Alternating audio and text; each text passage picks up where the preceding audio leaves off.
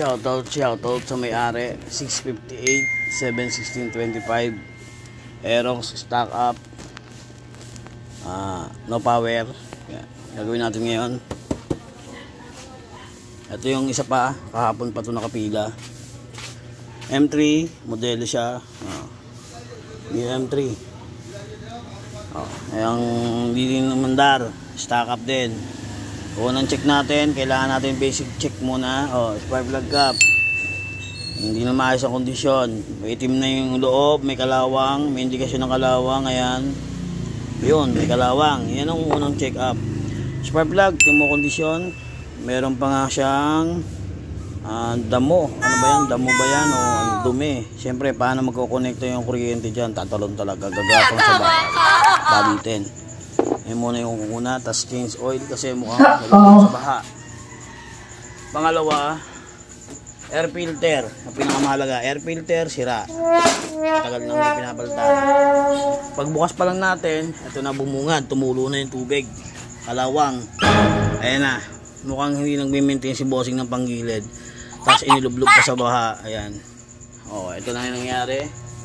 Ayan. Kalawang. Hindi nyo matatakasan niya kasi bakal. Meron pang dahon sa loob. Ayan. Kalawang lahat. Linisin. Ultimo yung bell niya. Akala mo lang wala. Meron. Ayan, mga parts nito. Kaya kailangan natin ayos. Check up natin yung battery. Nasa ano siya, check upin natin yung battery ni bossing natin. Lagay nyo lang yan dito, positive, negative. Tapos mag-read na yan. Yun, nasa medium. Medyo mababa na yung battery, no? Yun, nasa medium yung battery niya. Yung bossing. Ang dami ngayong motor na stranded, sira. Ayan. Check nyo rin yung fuse. Ayan, yung oil yan. Check natin kung ano kondisyon. Para makita, no, mga bossing natin. Ayan. Yan yung mga kadalasan na sumasagpang sa baha. Ayan, shoutout sa may-ari. Salamat. Balik tayo. Bali, dumating na yung may-ari nito. Ito, magpapalit siya ng etong langis. Ito, nag-previous tayo ng NCY na 1K RPM. 1K RPM din ito. Ayun yung langis niya. Yung kondisyon. Pangit na rin. Linisin natin yan. Mamaya, makita ko sa iyo. Ayan, binababara natin. Ayan. Tapos yung ibang pyesa. Ito yung bagong bell. Yan. Gagawin na natin. Andar na siya. So, ito yung nakakalungkot sa kanya. Yan. Medyo ito, babrasin pa yan. Biyahin. Yan. Pinagmumulan na ng kalawang. Kung babalik pa natin. Yan. Alam naman yung bossing yung kasalanan niya sa motor niya. Maraming salamat, bossing. Bali, itong M3 Mio ay may langis siya na 800 ml. Si bossing ay naka 2 months na, hindi pa nagpapalit. Itong ating takalan ay nakakuha ng 450. So kulang na siya sa 800. Ayun. Ganyan karami yung natira.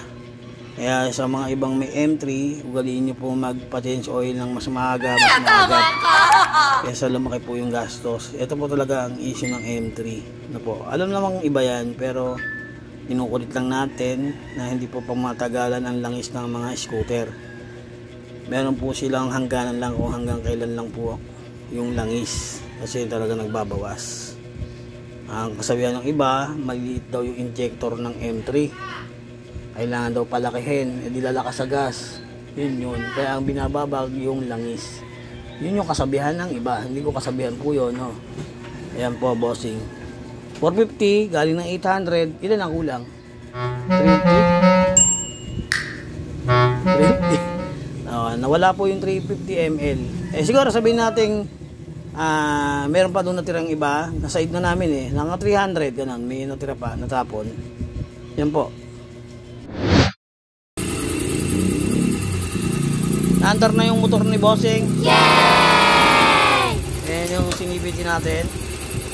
Naandar na, may stoplight. Good job.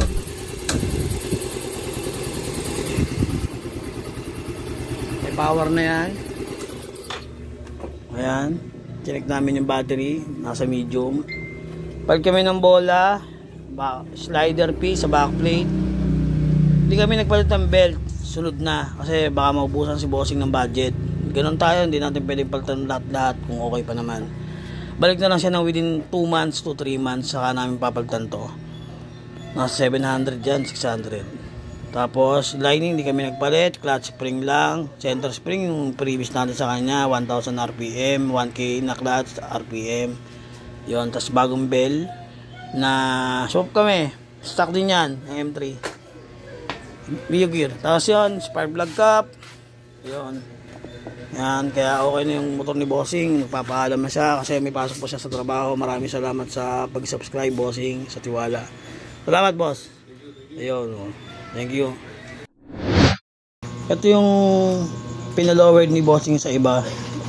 Pinutol yung inner spring ito. Pinutol, hindi para may lowered, hindi po pinuputol 'yan. Kasi po, pag pinutol to at yung pinagputulan inilagay dito sa ilalim nito para mag-lowered, mawawalan po ng suspension, mawawalan po ng ng play. Kasi liliit po kasi ito. Dapat po hindi natin to pinuputol, binabawasan. Kung ano po yung standard niya, yun lang po ilagay nyo. Meron po kasing aawas na spring yung lalampas dito sa taas. Yun po ang kailangan yung ilubog, pero hindi po nyo kailangan putulin to. Ayan pinutol yung spring. Uy, si tanga. Hindi po natin pinutol. Binentahan natin si Bossing ng bagong spring na ganito, yung hindi po putol. Tapos yung pinutol dito, nandito sa loob. Kaya nag-lowered po yan. Ayan nakikita nyo po. Lowered siya Ayan po. Ayan. Hindi po pinuputol. Wala po tayong pinuputol dito. Nilulubog po natin yung sobra sa spring, sa inner tube. Ayan. Yan po yung mali po yung gawa na yun, Bossing, para sa atin. Ito po yan, hindi yan putol pero may play yan. Hindi po yan putol. Semi-lowered yan, pero hindi po putol. Wala pong pinutol. Kasi kung pinutol niya, matagtag.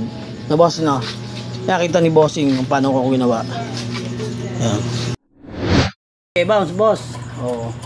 Ayan yung product natin. Bounce ni Bossing. Ayan ayan okay na, boss. Umabol sa atin, ito kay Bossing, recommended ni paring Dexter. Oh, thank you so much. B2 and Max 60,000, may dragging. Papalit kami ng group. Tobal Works, group ni Tobal, stock ko dati. Yan, naka clutch spring, center spring, 1K, RS8. Yan. Ride shape, Bossing.